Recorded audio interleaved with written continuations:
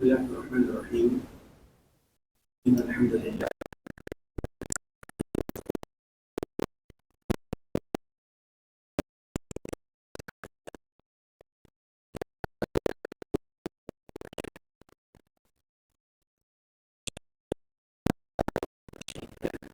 أشهد أن محمدا عبده ورسوله لا نبي بعد. أما بعد،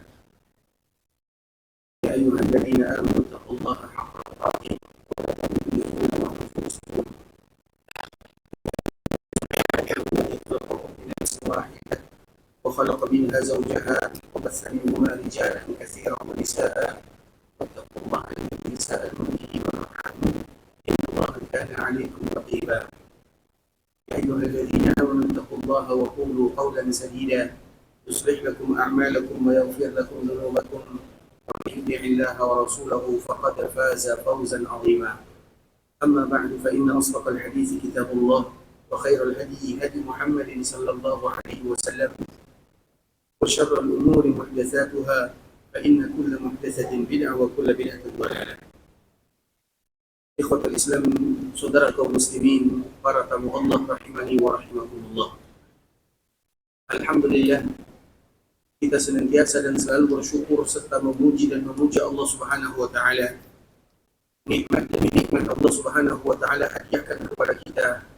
Salah satunya adalah nikmat dikala diberikan kesempatan bagi kita bersama bisa duduk di dalam masjid Rasulullah sallallahu alaihi wasallam beribadah kepada Allah Subhanahu wa taala, bermunajat, membacakan ayat-ayat Al-Quran dan juga hadis-hadis Rasulullah sallallahu alaihi wasallam. Dia betul-betul menghambakan diri kepada Allah Subhanahu wa taala, di mana tidak ada tujuan bagi mereka yang datang ke kota Madinah kecuali mereka mengharapkan dari Allah Subhanahu wa taala. Sehingga ini merupakan di antara nikmat yang harus selalu kita ingat. Karena dengan kita mengenal nikmat Allah Subhanahu wa taala akan semakin membuat kita menjadi hamba yang bersyukur kepada Allah. Dan kita juga harus tahu di antara makna bersyukur kepada Allah Subhanahu wa taala adalah bagaimana kita senantiasa mendekatkan diri dengan beribadah, melakukan kebaikan dan kebajikan karena Allah semata. Makanya di sebuah dari ibunda kita Aisyah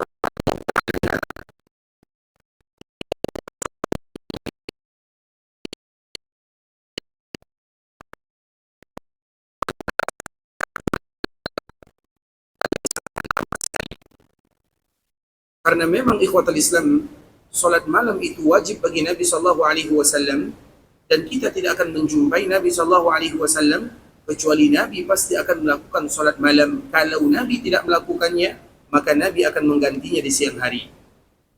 Makanya ada 3 surat yang disebut dengan surat Nabi sallallahu alaihi wasallam. Yang pertama disebut dengan surat Muhammad. Yang kedua disebut dengan surat Al-Muzammil. Dan yang ketiga adalah surat Al-Muddathir. 3 surat ini disebut dengan surat Nabi sallallahu alaihi wasallam. Dan salah satu dari ketiga surat ini adalah surat Al-Muzammil, di mana Allah Subhanahu wa taala mewajibkan Nabi untuk senantiasa melakukan salat malam. Tentu itu hukumnya berbeda dengan kita sebagai manusia biasa.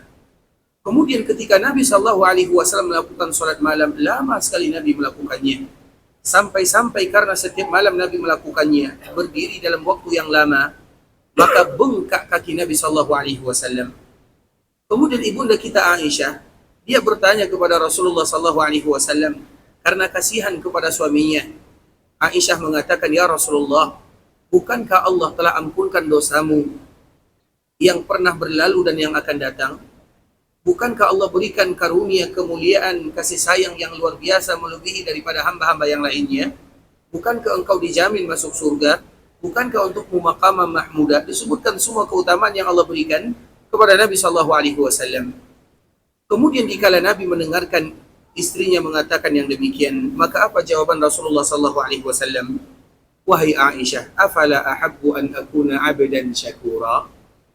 Kalau seandainya Allah ampunkan dosaku, Allah berikan kelebihan kepada diriku, Allah angkat derajatku, Allah jamin surga untuk diriku, tidakkah pantas kalau seandainya aku berhak menjadi hamba yang bersyukur? Apa maknanya ikhwatul Islam? Nabi sallallahu alaihi wasallam diberikan nikmat dan karunia yang luar biasa oleh Allah Subhanahu wa taala. Dan Nabi ingin menjadi hamba yang paling bersyukur kepada Allah.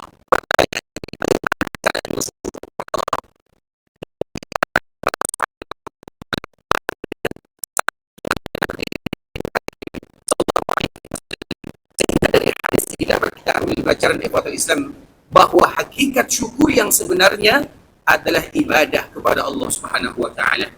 Bersyukur kepada Allah dengan hati mudah bagi kita melakukannya. Bersyukur kepada Allah dengan lisan mengucapkan alhamdulillah juga tidak berat. Tapi bersyukur yang berat itu adalah dengan ibadah kepada Allah. Dan setiap kali Allah menyebutkan masalah ini, maka Allah tutup ayat dengan menyebutkan wa qalilun min ibadiyas syakur. Yang bersyukur itu tidak banyak. Kenapa? Karena mereka yang bersyukur yang sesungguhnya adalah mereka yang selalu berubudiyah dan beribadah kepada Rabbul Izzati wal Jalalah. Sehingga kita harus ingat, ketika Allah berikan kepada kita nikmat datang ke kota Madinah, ada tanggung jawab di belakangnya, yaitu bagaimana kita selalu memanfaatkan waktu yang ada untuk selalu berubudiyah, menghambakan diri kepada Rabbul Izzati wal Jalalah. Kemudian salawat beriringkan salam semoga senantiasa tercurahkan buat junjungan alam Nabi kita yang mulia, uswah dan qudwah kita bersama Muhammad bin Abdullah sallallahu alaihi wasallam, Rasulullah sallallahu alaihi wasallam yang dimuliakan oleh Allah Subhanahu wa taala. Dan di antara bentuk Allah memuliakan Nabi sallallahu alaihi wasallam diabadikan di dalam Al-Qur'an, di dalam surah Al-Insyirah yang semua kita menghafalnya, yaitu dengan firman Allah Subhanahu wa taala, "Wa rafa'na laka dzikrak." Dan kami akan senantiasa mengangkat namamu ya Rasulullah. Artinya nama Nabi sallallahu alaihi wasallam diangkat oleh Allah Subhanahu wa taala di dunia, dan nama Nabi sallallahu alaihi wasallam juga diangkat oleh Allah Subhanahu wa taala di dalam akhirat sana.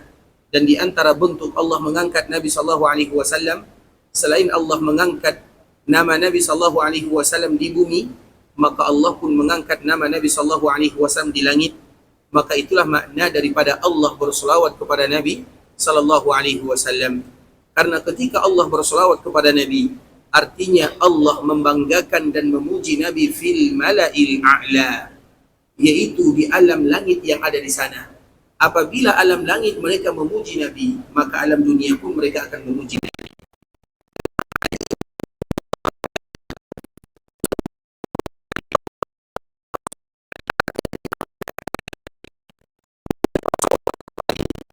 Maknanya dengan Allah berselawat kepada Nabi sallallahu alaihi wasallam, kalau malaikat yang berselawat kepada Nabi artinya istighfar. Kemudian yang ketiga, perintah kepada kita semuanya, ya ayyuhalladzina amanu sallu, wahai orang-orang yang beriman, selawatlah kalian. Apa makna sallu? Artinya adalah bagaimana berdoa, karena selawat itu dari hamba kepada Nabi, artinya adalah doa. Wasallimu, ucapkanlah salam. Apa arti salam?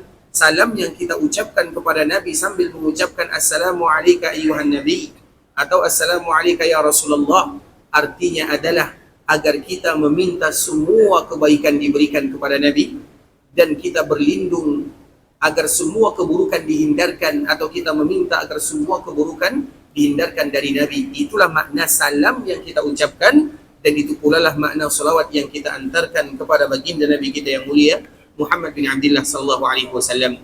Tinggal bagaimana kita membiasakan lisan dan lidah untuk tidak pernah kering dari mengucapkan salam dan salawat kepada Rasulullah sallallahu alaihi wasallam. Allahumma salli ala Muhammad wa ala ali Muhammad kama sallaita ala Ibrahim wa ala ali Ibrahim innaka Hamidum Majid. Allahumma barik ala Muhammad wa ala ali Muhammad kama barakta ala Ibrahim wa ala ali Ibrahim innaka Hamidum Majid. Ikhwatal Islam, saudara kaum muslimin, para tetamu Allah rahimani wa rahimakumullah, kita akan kembali melanjutkan pembahasan kita yang sebelumnya, masih berkaitan antara jodoh Madinah dengan Nabi sallallahu alaihi wasallam. Karena kita mengatakan ikhwatal Islam, Madinah dengan Nabi adalah dua hal yang tidak terpisahkan, artinya mereka berjodoh. Nabi sallallahu alaihi wasallam dikala diusir dari kampung halamannya karena berdakwah, mengatakan dirinya adalah utusan Allah Subhanahu wa taala, dan mengatakan innama ilahukum ilahu wahid, maka banyak di antara mereka yang tidak mau menerima dakwah Nabi sallallahu alaihi wasallam. Kemudian Nabi pun pergi ke sebuah daerah yang bernama Taif. Nabi sallallahu alaihi wasallam pergi ke Nabi sallallahu alaihi wasallam, di mana Nabi menghabiskan masa kecilnya di sana. Karena ibu yang menyusui Nabi namanya adalah Halimah As-Sa'diyah. As-Sa'diyah itu adalah kabilah yang ada di sana. As-Sa'ad, Bani Sa'ad dan Bani Sa'ad itu adalah kabilah yang ada di Taif. Artinya 4 tahun lamanya Nabi menghabiskan masa kecilnya di Taif. Sehingga dikala Nabi berdakwah, kemudian dakwahnya tidak diterima di kota Mekah, maka Nabi mencoba pergi berdakwah ke kampung halaman yang pernah Nabi menghabiskan masa kecilnya di sana. Nabi pergi ke Taif dengan harapan orang-orang Taif mereka menerima dakwah Nabi sallallahu alaihi wasallam. Namun harapan itu belum dikabulkan oleh Allah Subhanahu wa taala. Karena kalau seandainya ketika Nabi keluar dari Mekah menuju Taif dan orang-orang Taif mereka menerima dakwah Nabi, maka kita tidak akan pernah kenal dengan yang namanya Madinah. Maka kita semuanya akan pergi ke sana karena akan menjadi markas bagi Nabi dan seluruh kaum muslimin. Tapi Allah belum menakdirkan Taif untuk menjadi markas kaum muslimin. Ketika Nabi sampai di sana berdakwah, jangankan dakwah diterima, tapi caci, makian, cacian dan makian yang didapatkan oleh baginda Nabi yang mulia, bahkan berdarah jasad Nabi sallallahu alaihi wasallam. Kemudian Nabi pun pulang. Ketika pulang ke kota Madinah, ke kota Makkah Al-Mukarramah, maka setelahnya beberapa saat Allah Subhanahu wa taala ilhamkan kepada Nabi melalui mimpi. Dan Nabi pun mengatakan, uridu dara hijratikum. Allah perlihatkan kepadaku daerah tempat di mana kalian akan hijrah. Kemudian ternyata tempat tersebut adalah Yasrib atau yang kita kenal dengan Al-Madinah. Maka dikala Nabi mengatakan mimpi ini, para sahabat mereka berbondong-bondong datang ke kota Madinah, sedangkan Nabi masih menunggu arahan dari Allah Subhanahu wa taala. Kemudian pada akhirnya, ketika tekanan dakwah semakin besar dirasakan oleh Nabi, yang mana puncak daripada kezaliman yang dilakukan oleh orang-orang Quraisy, mereka ingin membunuh Nabi sallallahu alaihi wasallam. Mereka berkumpul di sebuah tempat yang bernama Darun Nadwah yang ada di samping Ka'bah Al-Musyarrafah, yang mana perkumpulan tersebut adalah perkumpulan yang intisarinya bagaimana cara membunuh Muhammad, sehingga iblis pun ikut campur.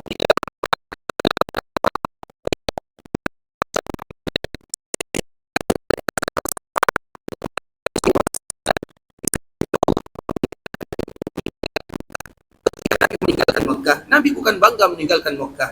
Maka di saat itulah dikala Nabi berada di pasar yang ada di Mekah, kurang lebih tidak jauh dari Mekah, dari kotanya, Nabi pun mengatakan, wallahi innaki la khairu ardillah wa ahabbu ardillahi ilallah walaula anni ukhrijtu minki ma kharajtu.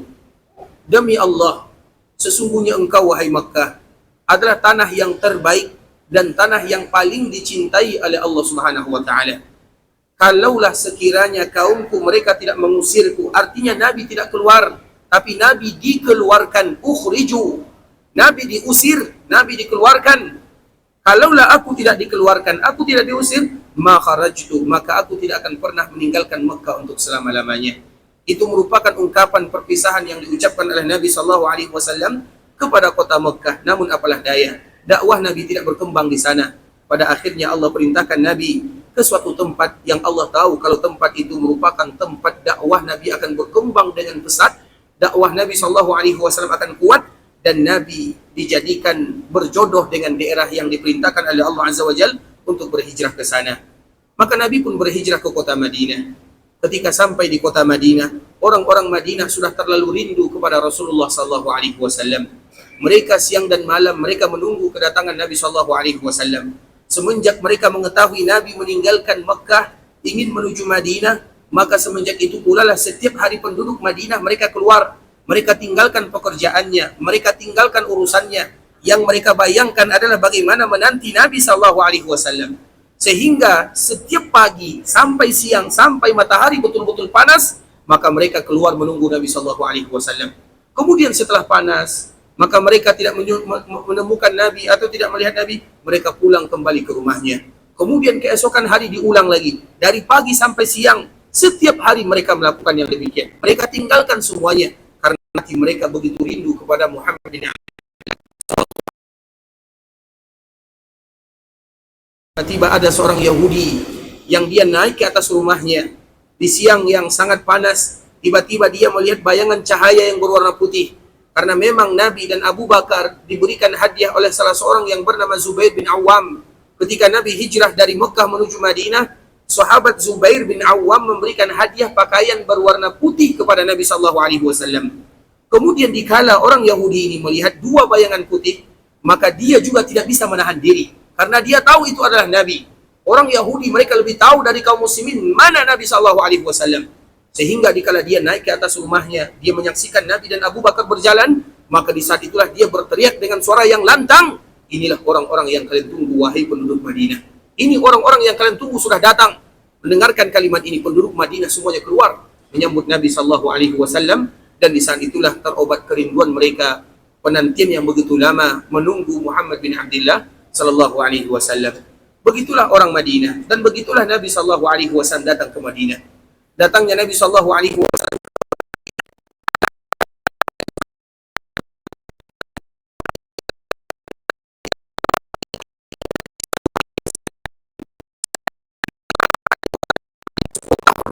kota Madinah, dan Nabi pun wafat dikuburkan di kota Madinah, dan Nabi tidak akan pernah meninggalkan Madinah untuk selama-lamanya sampai Nabi dibangkitkan oleh Allah Subhanahu wa taala di akhirat sana. Begitulah kemuliaan kota Madinah, kota yang berjodoh dengan Nabi sallallahu alaihi wasallam. Kota Madinah tidak punya nama kecuali namanya disandarkan kepada Nabi yang mulia, maka dia pun mendapatkan sebuah gelar yang sangat indah, Al-Madinah, Madinah Al-Madinah An-Nabawiyah, yaitu Madinah Nabi atau kotanya Nabi sallallahu alaihi wasallam, agar kita tahu bagaimana kemuliaan yang dirasakan oleh penduduk Madinah dan bagaimana Madinah berjodoh dengan Nabi kita yang mulia sallallahu alaihi wasallam. Kemudian di dalam riwayat yang dibawakan oleh sahabat Anas bin Malik, Anas bin Malik dikala menyambut Nabi, dan dia termasuk orang yang menyambut kedatangan Nabi sallallahu alaihi wasallam. Dia pada waktu itu masih kecil. Dia masih belum genap umurnya 10 tahun. Maka dia pun mengatakan dalam hadis yang dikeluarkan oleh Imam Ad-Darimi, "Syahidtuhu yauma dakhala al-Madinah." Aku melihat Nabi sallallahu alaihi wasallam dikala Nabi masuk ke dalam kota Madinah. Fama raaitu yauman qat, dan aku tidak pernah menyaksikan hari yang paling indah dirasakan oleh penduduk Madinah kecuali hari di mana Nabi datang ke dalamnya. Kana ahsan wala adwa min yaumin dakhala alaina fihi Rasulullah sallallahu alaihi wasallam. Hari yang membuat Madinah begitu cerah, yang membuat Madinah seolah-olah memancarkan cahaya dan sangat indah, yaitu hari kedatangan Nabi sallallahu alaihi wasallam. Bahkan ikhwatul Islam, ada salah seorang yang beragama Yahudi, namanya adalah Abdullah bin Salam. Abdullah bin Salam ini bukan sembarangan orang Yahudi, tapi dia adalah pemukanya orang Yahudi. Dia tahu tentang agama Yahudi, dan dia tahu Nabi akan datang ke kota Madinah. Dia pun rindu sebagaimana rindunya kaum muslimin. Karena memang hukum asalnya orang Yahudi mereka tidaklah tinggal di kota Madinah kecuali karena ingin menyambut kedatangan Nabi terakhir. Orang Yahudi tidak pernah ada sejarahnya orang Yahudi merupakan tempat tinggalnya Madinah. Tanah Yahudi itu bukan di sini.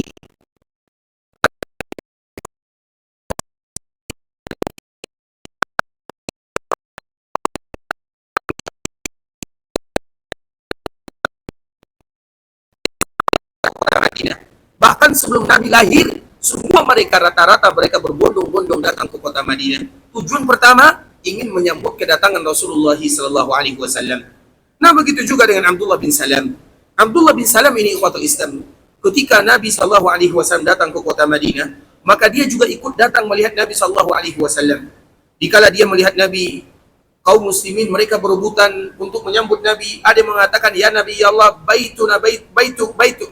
Ada di antara mereka mengatakan, "Ya Nabi Allah, wahai Nabi Allah, rumahku adalah rumahmu, tanahku adalah tanahmu." Mereka mengatakan kalimat-kalimat yang sama.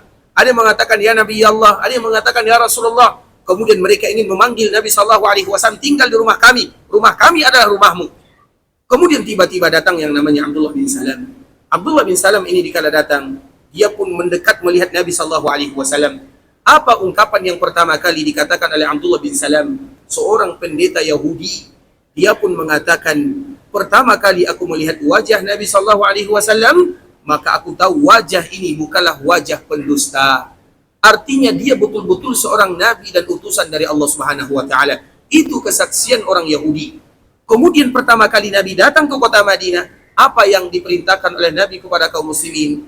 Afshus salam wa at'imut ta'am wa sallu bil laili wan nasu niyam tadkhulul jannata bisalam.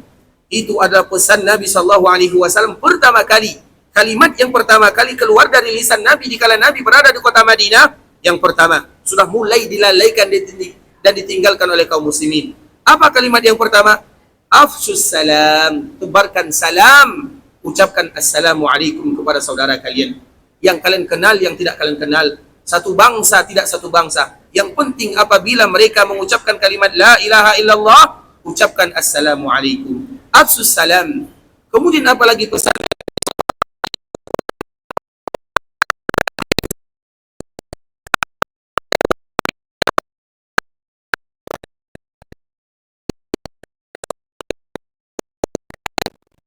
bagi kita untuk menolongnya, maka tolong mereka, karena itu pesan Nabi dikala Nabi berada di kota Madinah dan kita berada di kota Madinah. Kemudian apalagi yang dipesan oleh Nabi, wasallu bil laili wan nasu niyam, hendaklah kalian salat di malam hari sedangkan manusia masih tidur enak-enaknya. Artinya memang kita datang ke sini untuk melakukan salat. Makanya kalau sebelum subuh, jarang di antara kaum muslimin mereka yang datang salat subuh setengah jam sebelumnya. Ada di antara kita yang datang 3 jam sebelum subuh. Ada di antara kita yang datang ke Masjid Nabawi 2 jam sebelum subuh. Minimal kita datang 1 jam sebelum subuh. Apa yang kita lakukan dengan waktu yang masih panjang ini? Salat. Karena itu memang pesan Rasulullah SAW. Kemudian apa kata Nabi? Tadkhulul jannata bisalam. Maka kalian pun akan masuk surga dengan selamat. Apa maknanya? Karena banyak orang yang masuk surga mereka pun tanpa selamat atau belum diselamatkan oleh Allah Azza wa Jalla. Masuk surga namun mereka ada bekas lukanya, atau mereka sudah diazab pertama kali oleh Allah Subhanahu wa taala, tapi ada di antara mereka yang masuk surga seolah-olah deret masuk surganya. Yadkhulunal jannata bighairi hisabin wala adzab. Mereka masuk surga tanpa dihisab dan tanpa diazab oleh Allah Subhanahu wa taala, diberikan kemudahan oleh Allah Subhanahu wa taala. Itulah pesan Nabi sallallahu alaihi wasallam pertama kali datang ke kota Madinah. Sehingga kita mengatakan ikhwatul Islam, sejarah Nabi dengan kota Madinah merupakan sejarah yang indah.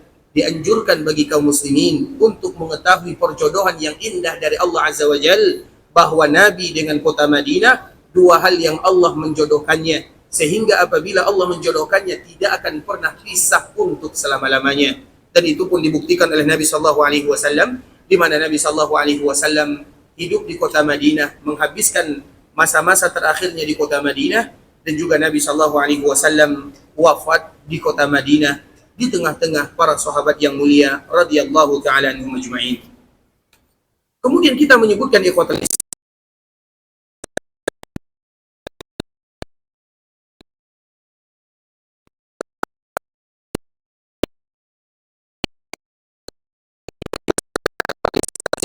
basyarun.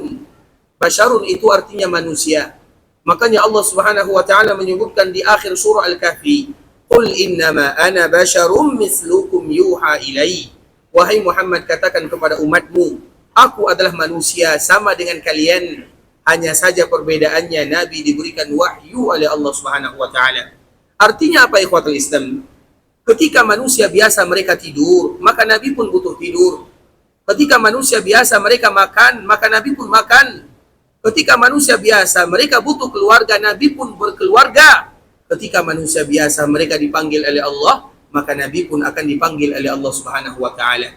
Itulah makna daripada ayat ini. Sehingga wafatnya Nabi sallallahu alaihi wasallam sesuatu yang sudah disebutkan oleh Allah Subhanahu wa taala di dalam Al-Qur'an. Makanya para sahabat Nabi dikala mendengarkan wafatnya Nabi sallallahu alaihi wasallam, sulit bagi mereka percaya. Padahal mereka membaca ayat siang dan malam sampai Abu Bakar membacakannya. Apa kata Abu Bakar As-Siddiq radhiyallahu taala anhu? Abu Bakar membacakan 2 ayat. Yang pertama, Abu Bakar membaca 2 ayat atau ayat yang ada dalam surat Az-Zumar. Apa kata Allah Subhanahu wa taala dalam surat Az-Zumar ayat 30? Innaka mayyitun wa innahum mayyitun. Bahasa ini, ayat ini untuk Nabi sallallahu alaihi wasallam. Allah mengatakan dengan mengawali dengan kalimat takkid, innaka, sesungguhnya engkau pasti mayyit. Apa arti mayyit? Wafat, akan menjadi mayat. Itu artinya mayyit. Innaka, sesungguhnya engkau itu siapa? Sesungguhnya engkau wahai Muhammad, innaka mayyitun wa innahum, dan semua mereka, artinya semua umatmu atau semua manusia, mayyitun, mereka pun akan wafat. Ayat ini selalu kita baca dan selalu dibaca oleh para sahabat Nabi yang mulia. Tapi dikala mereka menyaksikan wafatnya Nabi sallallahu alaihi wasallam,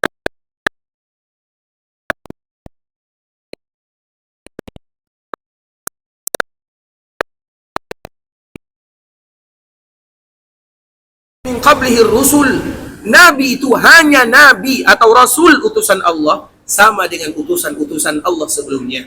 Kalau utusan Allah sebelumnya mereka dipanggil oleh Allah, mereka wafat, maka Nabi pun akan wafat dan dipanggil oleh Allah Subhanahu wa taala. Ayat ini, apa kata para sahabat Nabi? Kami seolah-olah tidak pernah mendengarnya. Kami tidak pernah membacanya sampai dibacakan oleh Abu Bakar As-Siddiq radhiyallahu taala anhu di hari wafatnya Rasulullah sallallahu alaihi wasallam. Sehingga ikhwatul Islam, wafatnya Nabi sallallahu alaihi wasallam sebenarnya sudah diberitahukan oleh Allah Azza wa Jalla. Jauh-jauh hari diberitahukan oleh Allah Subhanahu wa taala. Di dalam surat Al-Imran disebutkan, di dalam surat Az-Zumar disebutkan, di dalam surah Al-Anbiya juga disebutkan. Allah Subhanahu wa taala mengatakan, "Wa ma ja'alna li basharin min qablikal khuld. Afa in mitta fahumul khalidun."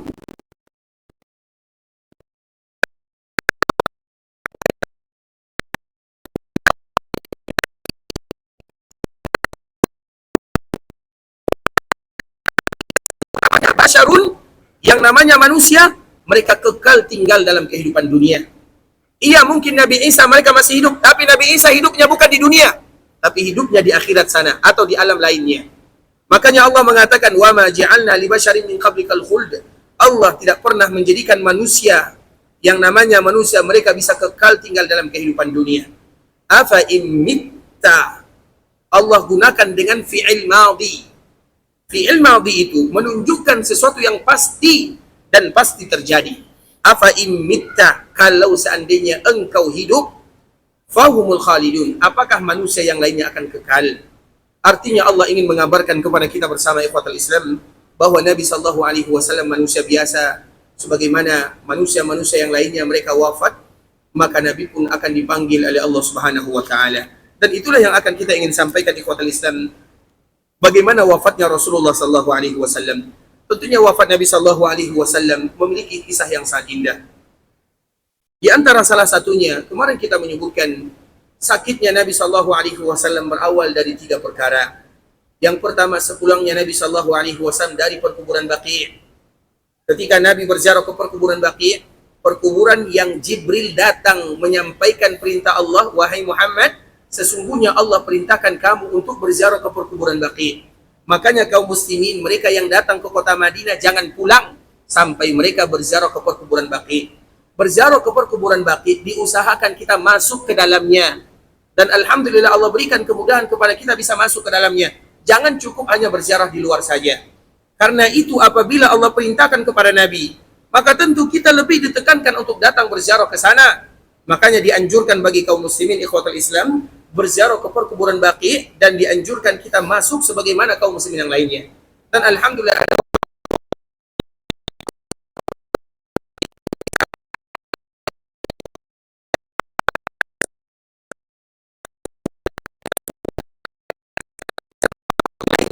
itu tidak boleh bagi kita masuk kecuali saudara-saudara dan mereka yang mengantarkan jenazah sahaja.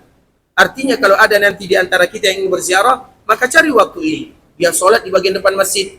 Kemudian biasanya setelah sholat subuh akan ada jenazah yang disolatkan. Kemudian mereka ikut berlari mengantarkan jenazah agar mereka mendapatkan kemuliaan dan keutamaan. Kemudian mereka masuk, itu yang namanya berziarah ke perkuburan Baqi'. Kalau hanya sekedar di luar saja, belum sempurna ziarahnya.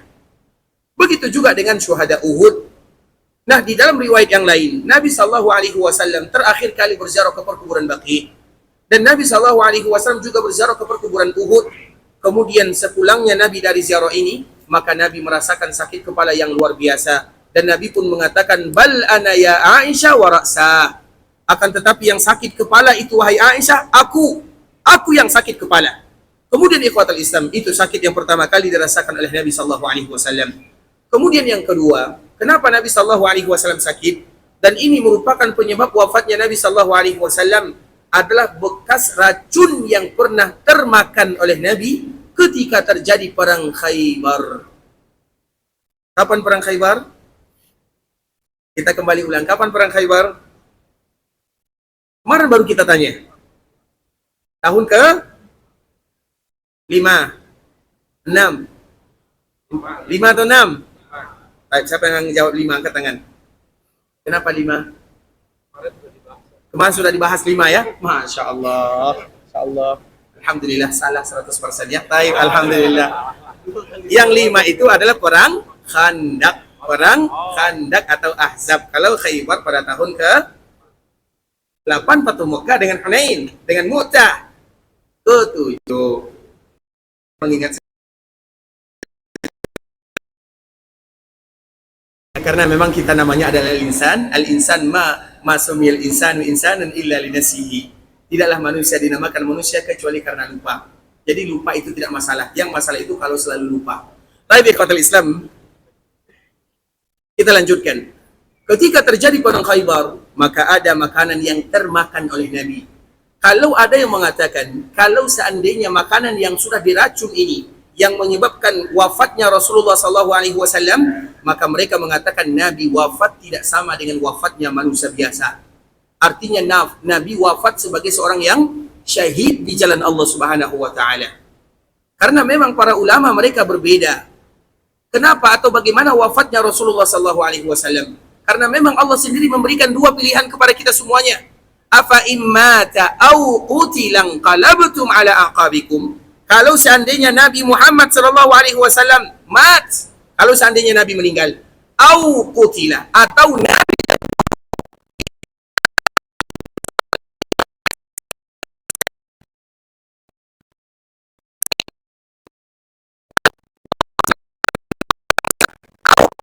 atau terbunuh. Terbunuh itu artinya ada yang membunuhnya, usahanya. Nah, sehingga para ulama mengatakan ikhwatul Islam, para ulama mereka berbeda dan kita pun berbeda, dan perbedaan itu muncul dari firman Allah Subhanahu wa taala. Bagaimana wafatnya Rasulullah sallallahu alaihi wasallam? Apakah Nabi wafat sebagaimana wafatnya manusia biasa, atau Nabi wafat gara-gara racun ini? Karena apabila Nabi wafat dan salah satu penyebabnya adalah efek samping daripada racun yang pernah termakan oleh Nabi, berarti Nabi sebagai seorang syahid, dan kemuliaan Nabi tentu lebih mulia. Karena orang yang wafat seperti biasa dengan orang yang wafat syahid, maka itu berbeda hukumnya, berbeda pahalanya, dan berbeda ganjaran yang diberikan oleh Allah Subhanahu wa taala. Kemudian ikhwatul Islam, itu sakit kedua yang dirasakan oleh Nabi kita yang mulia Muhammad bin Abdullah. Yang ketiga, Nabi sallallahu alaihi wasallam merasakan sakit demam yang begitu berat sekali ikhwatul Islam. Bahkan disebutkan oleh Abdullah bin Abbas, Abdullah bin Mas'ud radhiyallahu taala anhu, panasnya Nabi 2 kali lipat. Kalau kita demam biasanya 38, 39 atau maksimal 40, bayangkan berarti panas yang dirasakan oleh Nabi 80 derajat. Karena 2 kali lipat. Makanya Ibunda Aisyah mengatakan, "Ma ra'aitu ahadan ashadda 'alaihi al-waja' min Rasulillah sallallahu alaihi wasallam." Aku tidak pernah menyaksikan selama-lamanya, kata Ibunda kita Aisyah, ada orang yang sakit. Dan kita tahu orang yang sakit di zaman Nabi itu banyak. Sakit karena berperang, atau sakit karena memang ketentuannya. Dan Aisyah menyaksikan semuanya. Sakit ini, sakit itu. Tapi apa kata Ibunda kita Aisyah radhiyallahu ta'ala anha? "Ma ra'aitu ahadan ashadda 'alaihi al-waja' min Rasulillah sallallahu alaihi wasallam." Aku tidak pernah menyaksikan orang yang paling parah sakitnya, berat menahannya dibandingkan dengan sakit yang dirasakan oleh Nabi kita yang mulia Muhammad bin Abdullah sallallahu alaihi wasallam. Kemudian ikhwatul Islam, Nabi sallallahu alaihi wasallam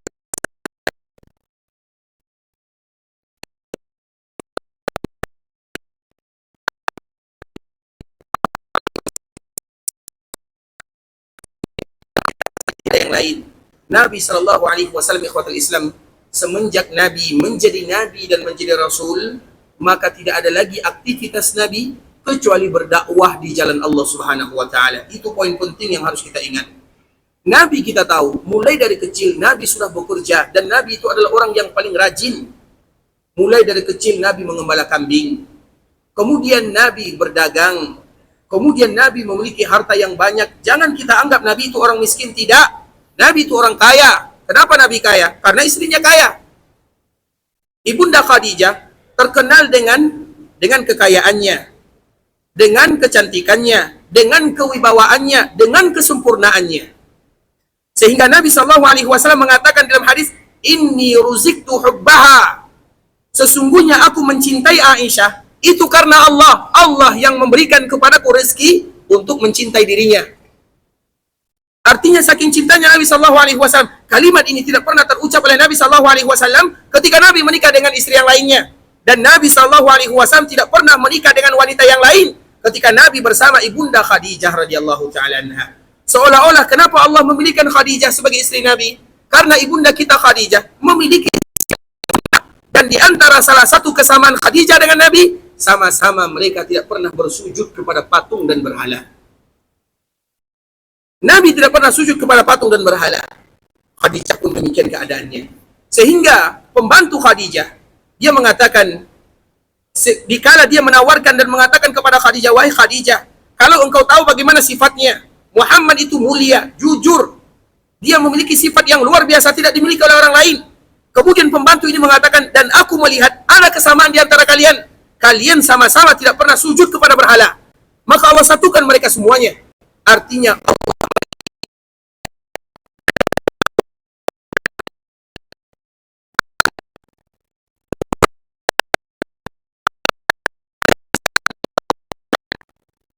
Allah berikan harta kelapangan kepada mereka. Maka Nabi SAW sudah punya harta. Nabi kaya, Nabi pedagang. Kemudian ikhwatul Islam, namun pekerjaan ini terhenti ketika diutus menjadi Nabi dan menjadi Rasul. Ketika Nabi berada di bukit Gua Ghar Hira, kemudian Nabi diutus, dan Gua Hira itu adalah gua di mana Nabi kurang lebih sebulan lamanya berada di sana, beribadah dengan agama Ibrahimiyah. Setelah itu sampai wafat, Nabi tidak pernah lagi datang ke Ghar Hira. Sehingga Gua Hira itu harus kita perhatikan. Gua Hira adalah gua yang memiliki nilai sejarah, tapi bukan memiliki nilai keutamaan. Nilai sejarah, iya, karena Nabi menghabiskan sebulan waktu di sana bermunajat kepada Allah Subhanahu wa taala. Karena Gua Hira ini ikhwatul Islam, terutama bagi yang pernah sampai, ada yang pernah sampai ke Gua Hira. Kalau mereka melihat, maka pas di depan Ka'bah kita akan menyaksikan bagaimana orang yang tawaf. Seolah-olah Nabi SAW melihat tempat ini, kemudian menyaksikan orang tawaf, namun mereka melakukan kesyirikan kepada Allah Subhanahu wa taala. Hati Nabi tidak bisa menerimanya. Allah yang memberikan rezeki, Allah yang menciptakan, Allah yang menjadikan, Allah yang memberikan semuanya, namun mereka meminta kepada selain Allah Subhanahu wa taala. Maka Gua Hira ini adalah untuk beribadah kepada Allah. Bagaimana Nabi beribadah? Karena Nabi tidak ada ibadah, bagaimana tata caranya? Maka para ulama mengatakan Nabi beribadah sesuai dengan fitrahnya, dengan agama Ibrahimiyah. Karena agama Ibrahimiyah sudah mulai hilang dan dirubah-rubah. Kemudian terlepas daripada itu semua ikhwatul Islam, ketika malaikat datang dan Nabi menjadi Nabi dan menjadi Rasul, semenjak itu pula Nabi tidak lagi bekerja sampai Nabi dipanggil oleh Allah Subhanahu wa taala. Kenapa demikian? Karena tugas Nabi hanya satu, menyampaikan dakwah, amanah, risalah dan agama Allah kepada semuanya.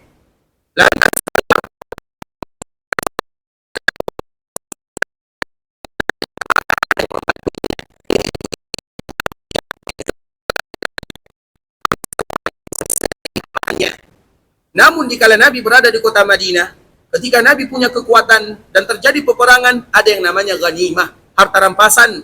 Dan harta rampasan itu seperlimanya adalah untuk Allah dan untuk Rasulnya, atau yang terkenal dengan fai'nya. Maka itulah cara Allah Subhanahu wa taala memberikan Nabi sallallahu alaihi wasallam untuk menghidupi Nabi dan juga keluarga Nabi sallallahu alaihi wasallam.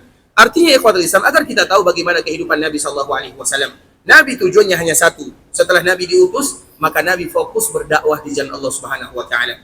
Makanya sebelum kita lanjutkan tentang Nabi sallallahu alaihi wasallam di ikhwatul Islam, ini hanya motivasi kepada kita bersama. Sekedar mengingatkan. Walaupun sebenarnya saya malu mengingatkan ya, tapi karena ini terpaksa kita mengingatkan. Kalau ada di antara kita yang dititipkan harta oleh Allah Subhanahu wa taala, yang diberikan kelebihan oleh Allah Subhanahu wa taala, kemudian kita melihat ada seorang ulama, maka jangan biarkan mereka bekerja, suruh mereka fokus belajar agama. Sehingga nanti apa yang mereka sampaikan betul-betul ayat-ayat Allah Subhanahu wa taala. Mereka hafal ayat-ayat Allah, mereka juga hafal hadis-hadis Nabi sallallahu alaihi wasallam. Karena kalau seandainya yang menyampaikan agama mereka juga disibukkan dengan bekerja, kapan mereka akan mendalami agama Allah Subhanahu wa taala? Ilmu itu tidak mudah. Ilmu itu sebagaimana disebutkan di dalam pepatah, kalau seandainya kalian menghabiskan 24 jam dalam satu hari belajar agama, maka agama tidak akan memberikan kepada kalian kecuali sedikit. Bagaimana kiranya kalau kita sambil santai-santai belajar agama, tentunya tidak akan ada agama itu pada diri kita. Artinya ikhwatul Islam, demikianlah Nabi sallallahu alaihi wasallam dikala berdakwah, habis pekerjaannya, Allah yang menanggungnya. Sedangkan ulama-ulama kaum muslimin, siapa yang bertanggung jawab kepadanya? Kita perintahkan dia, kita juga tuntut dia, tapi kita tidak ada kesempatan untuknya untuk belajar agama Allah Subhanahu wa taala, dan ini merupakan misalnya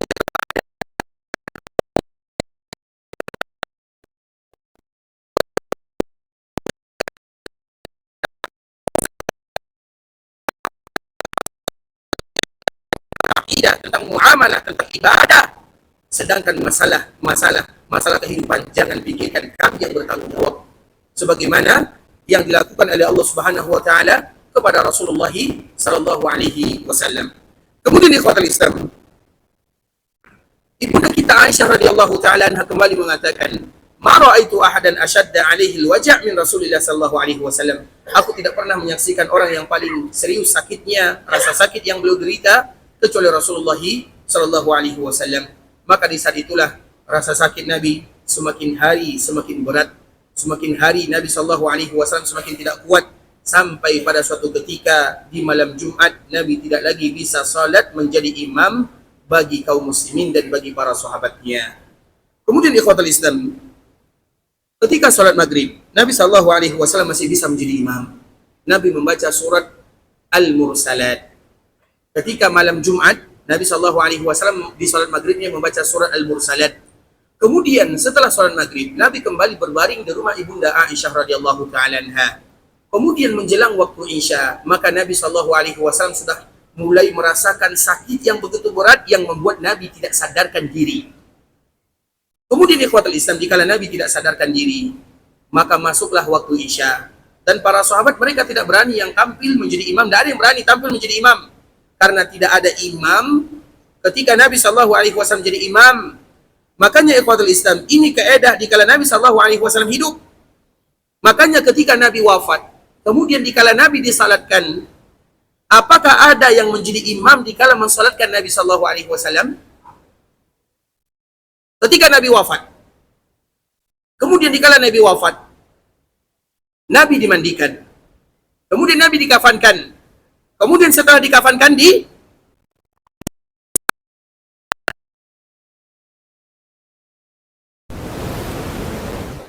siapa jawab? Siapa nak? Abu Bakar, Masya Allah. Kamu mau yang kuning atau mau yang ini? Terserah ya, Masya Allah. Sehat selalu nak ya. Bilang sama ayahnya jawabannya salah ya. Baik, ikhwatul Islam. Siapa yang menjadi yang mensalatkan Nabi sallallahu alaihi wasallam? Tidak ada. Tidak ada yang menjadi imam. Tidak ada jawabannya? Tidak ada. Kenapa tidak ada? Jawabannya salah. Ada. Semuanya jadi imam. Untuk dirinya sendiri. Karena ada yang sholat itu untuk Nabi, mereka sholat ada yang satu, ada yang dua. Ketika yang sholatnya dua, pasti ada imamnya. Iya atau tidak? Artinya ikhwatul Islam, tapi secara umum, mereka tidak mengatakan dirinya sebagai imam. Kenapa demikian? Imam itu adalah Nabi SAW.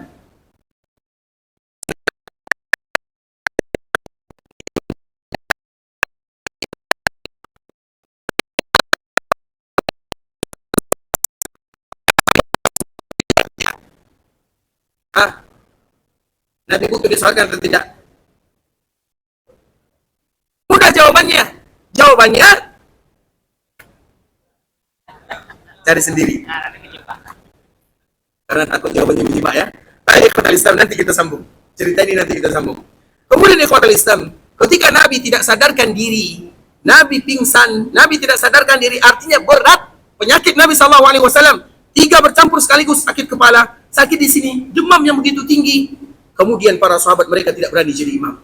Mereka menunggu Nabi sallallahu alaihi wasallam salat Isya. Kemudian biasanya orang pingsan itu berapa lamanya? Ada setengah jam? Ada atau tidak? Kami tidak tahu jawabannya karena kami belum pingsan. Belum pernah ya. Dan semoga Allah Subhanahu wa taala memberikan kesehatan kepada kita semua. Kadang 1 jam. Lama ikhwatul Islam, bukan sebentar, lama. Orang pingsan tidak sadarkan diri itu biasanya lama. Coba bayangkan para sahabat duduk di dalam masjid. Kemudian mereka menunggu Nabi. Tiba-tiba Nabi bangun. Nabi bangun. Apa yang pertama kali diucapkan oleh Nabi sallallahu alaihi wasallam? Asallan nas. Apakah sahabatku mereka sudah melaksanakan salat Isya? Tidak mungkin sahabat melakukan salat Isya tanpa Nabi. Sehingga ada sesuatu yang menjanggal di dalam hati para sahabat Nabi. Artinya biasanya Nabi yang jadi imam, sekarang Nabi tidak sadarkan diri. Maka Nabi bertanya, apakah sahabatku sudah salat? Sahabat-sahabat karib kerabat yang ada di samping Nabi mengatakan, hum yantazirunaka ya Rasulullah. Ya Rasulullah, sesungguhnya mereka sekarang sedang menunggumu. Para sahabat tidak ada yang berani melakukan salat Isya. Karena memang salat Isya itu ikhwatul Islam adalah salat, nama lain daripada salat Isya itu adalah salat atamah. Atamah itu artinya, atau salat Isya itu nama lainnya adalah salat atamah. Kenapa demikian? Karena salat Isya itu bagusnya, waktu melakukan salat Isya yang paling bagus adalah di akhir.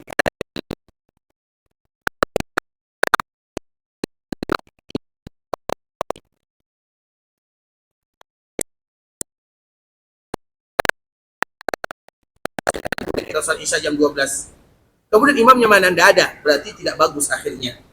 Yang bagus itu kalau sama imam, imam ratib, imam masjid, imam daerah di situ. Kalau dia mengakhirkan maka itu lebih bagus. Tapi itu sulit bagi kaum muslimin. Sehingga Nabi mengatakan demikian. Karena Nabi hanya pernah melakukan satu kali saja. Karena Nabi tahu itu berat bagi kita bersama. Kalau Isya diakhirkan berat bagi kita bersama.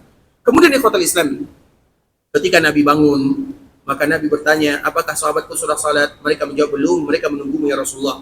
Nabi meminta air, bejana yang ada airnya, Nabi siram ke atas kepalanya, Nabi basuh ke mukanya, agar Nabi kuat, karena betul-betul panas.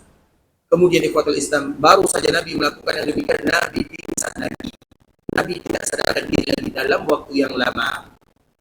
Kemudian menunggu, sahabat menunggu, mereka tidak tahu apa yang harus mereka lakukan.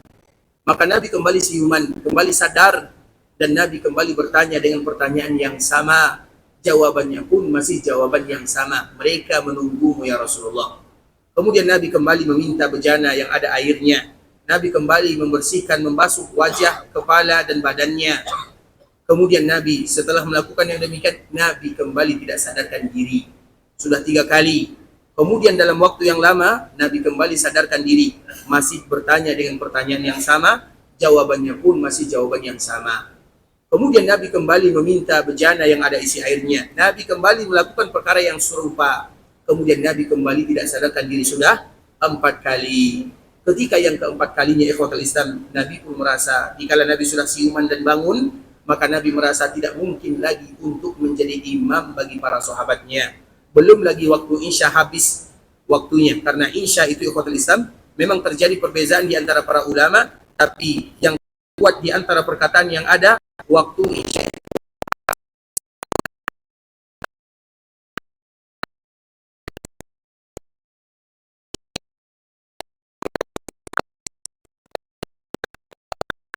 mengeluarkan sebuah kalimat yang sangat indah, muru Abu Bakrin falyusalli bin nas.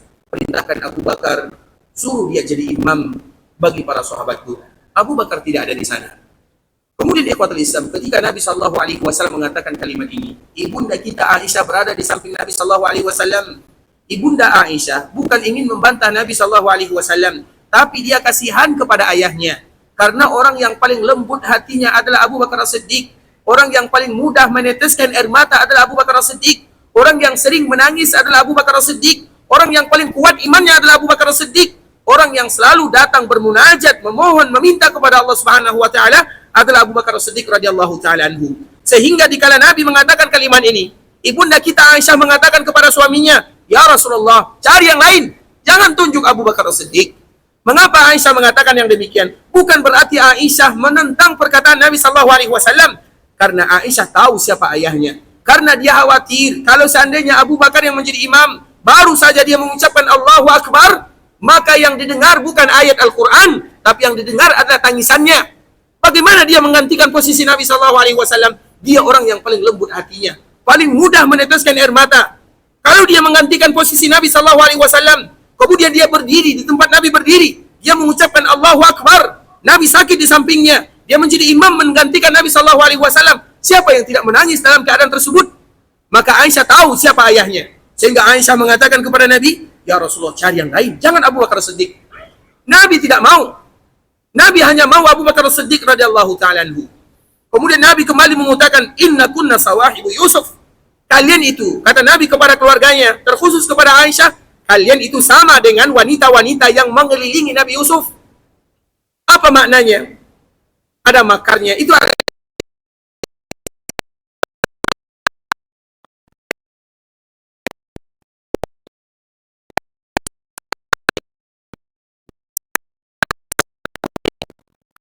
menangis dengan tangisan yang lama. Para sahabat pun juga menangis. Kapan selesai salatnya? Itu yang dikhawatirkan oleh Aisyah radhiyallahu taala anha. Namun Nabi kembali mengulang, muru Abu Bakrin falyusalli bin nas. Maka seketika itu juga ikhwatul Islam, para sahabat yang ada di sekeliling Nabi sallallahu alaihi wasallam, ada di antara sekeliling Nabi, yang pertama adalah istri Nabi. Istri Nabi itu ada 9 yang selalu menemani Nabi sallallahu alaihi wasallam. Ada Saudah, ada Aisyah, ada Hafsah, ada Ummu Habibah, ada Ummu Salamah, ada Safiyah, ada Maimunah, ada Zainab, ada Maryah. Itu ada istri Nabi yang selalu bersama Nabi sallallahu alaihi wasallam. Kemudian yang laki-laki dari karib kerabat Nabi yang terdekat, ada Al-Abbas, ada Ali, ada Fadl, ada Kusam, ada Usamah. Itu yang selalu bersama Nabi sallallahu alaihi wasallam. Ketika mereka mendengarkan Nabi mengatakan muru Abu Bakrin falyusalli bin nas, maka salah satu di antara mereka berlari mencari Abu Bakar As-Siddiq. Kemudian ikhwatul Islam, maka pada akhirnya Umar pun mengetahui apa perintah Nabi. Ketika diketahui, maka didapatkan Abu Bakar As-Siddiq dikala dikatakan kepadanya Nabi perintahkan kamu jadi imam. Maka yang mengatakan kalimat ini adalah Umar kepada Abu Bakar As-Siddiq. Apa kata Abu Bakar? Jangan aku yang jadi imam, kamu yang jadi imam. Kata Abu Bakar kepada Umar bin Khattab radhiyallahu taala anhu. Maka Umar mengatakan, yang diperintahkan Nabi adalah engkau wahai Abu Bakar As-Siddiq. Tidak mungkin aku yang menjadi imam, karena engkau yang diperintahkan oleh Rasulullah sallallahu alaihi wasallam.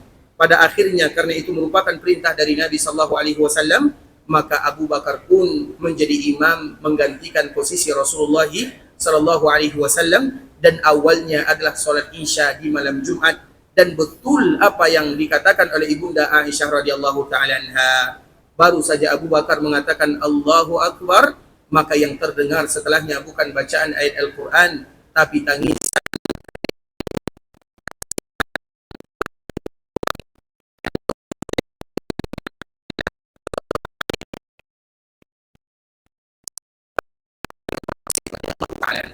Nabi tidak mau orang lain yang menggantikan imam.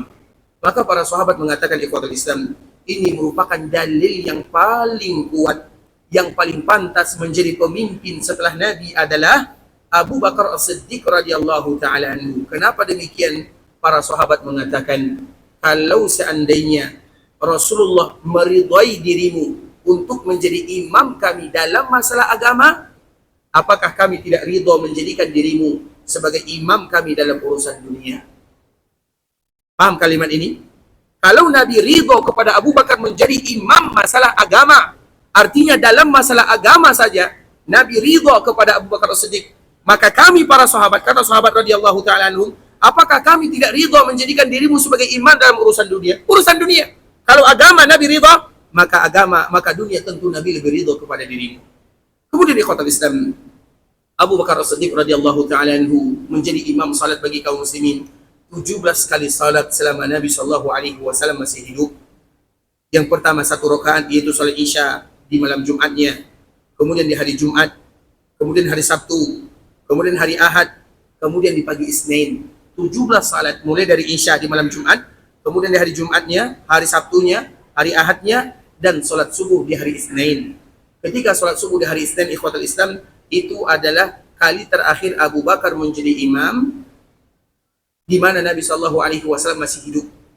Artinya 17 kali salat Abu Bakar radhiyallahu taala anhu menjadi imam menggantikan Nabi sallallahu alaihi wasallam, dan itu merupakan sebuah kemuliaan yang luar biasa. Maka kemarin pernah kita bertanya, yang pernah menjadi imam di kala Nabi masih hidup itu ada 2. Yang pertama adalah Abu Bakar As-Siddiq, yang kedua adalah siapa yang kedua?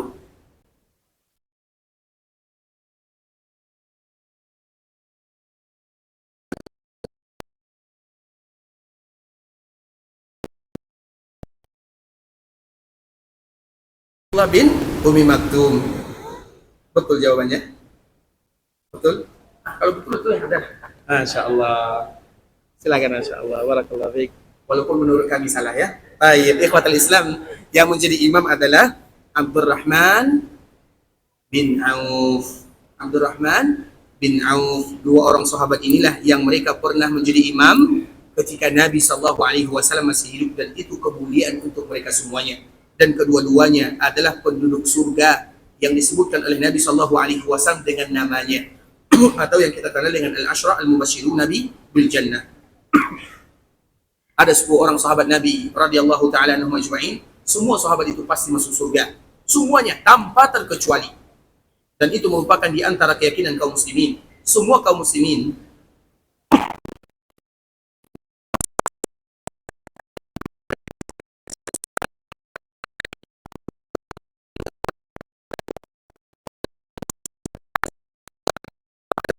Talha di dalam surga, Zubair dalam surga, Zaid di dalam surga, Sa'ad bin Abi Waqqas dia di dalam surga. 10 orang yang disebutkan oleh Nabi SAW berada di dalam surga. Siapa yang hafal?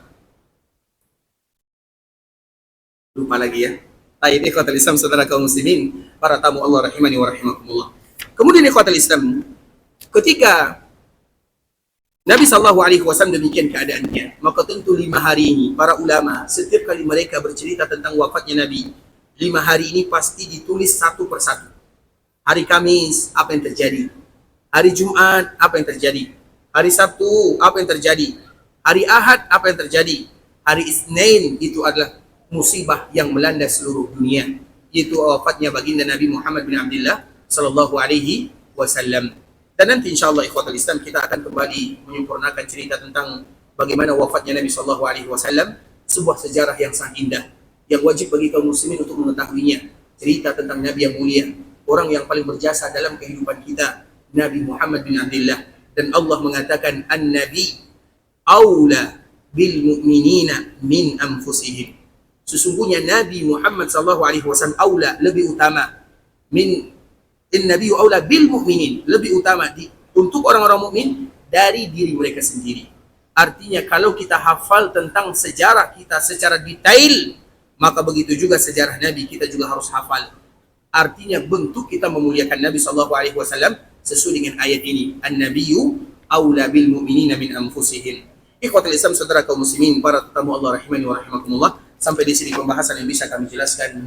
Tentu yang benar dari Allah Subhanahu wa taala, yang salah dari diri kami pribadi karena kurangnya ilmu kami, karena kebodohan, karena kejahilan, karena ketidaktahuan kami mohon dimaafkan. Kalau ada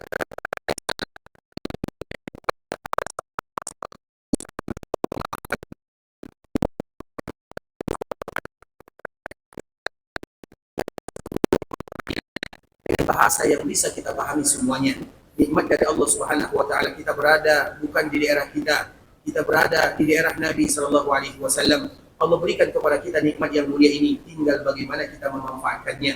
Karena semua mereka yang belajar agama di dalam Masjid Nabawi, status mereka adalah orang yang sedang berjihad di jalan Allah Subhanahu wa taala. Sehingga dengan hadis ini Imam Malik berani mengatakan bahwa Madinah, Masjid Nabawi lebih mulia daripada Makkah Mukarramah. Iya, perkataan ini mungkin ada agak sedikit berlebihan, tapi kalimat ini tentu ada alasan. Walaupun jumhur para ulama mereka menyelisih Imam Malik, tapi harus kita tahu salah satunya adalah hadis ini. Satu-satunya hadis yang ada di dunia yang tidak akan kita dapatkan di daerah mana saja. Di Mekah pun tidak akan kita jumpai hadis ini. Hadis yang menyatakan barang siapa yang belajar agama di Masjid Nabawi, maka dia sama dengan orang yang berjihad di jalan Allah Subhanahu wa taala. Betapa banyak di antara kita yang diberikan kemudahan oleh Allah Subhanahu wa taala, dan semoga status kita semuanya terhitung sebagai orang yang berjihad di jalan Allah Subhanahu wa taala. Ikhwatul Islam, saudara kaum muslimin, tentunya kita berharap kepada Allah Subhanahu wa taala di akhir daripada pembahasan kita ini, agar Allah Subhanahu wa taala ampunkan dosa kita bersama, agar Allah ampunkan dosa orang tua kita. Kalau ada di antara mereka yang masih hidup, semoga Allah panjangkan umurnya dalam rangka beribadah kepada Allah. Kalau ada di antara orang tua kita yang sudah dipanggil oleh Allah, semoga Allah ampunkan dosanya, dijadikan perkuburannya taman di antara taman-taman surga. Semoga Allah ampunkan dosa saudara-saudari kita, keluarga kita, masyarakat kita, tetangga kita, orang-orang yang pernah berbuat baik kepada kita, para ulama kita, pemimpin kita, dan seluruh kaum muslimin. Kalau ada di antara kita yang ingin pergi ke Mekah untuk beribadah, semoga Allah menerima semua amal ibadahnya. Allah kabulkan doa dan permintaannya. Allah jadikan umrahnya adalah umratan mabrurah, wa sa'yan mashkura, wa damban maghfura. Kalau ada di antara kita yang ingin pulang ke kampung halaman, semoga Allah mudahkan perjalanan, lancarkan urusan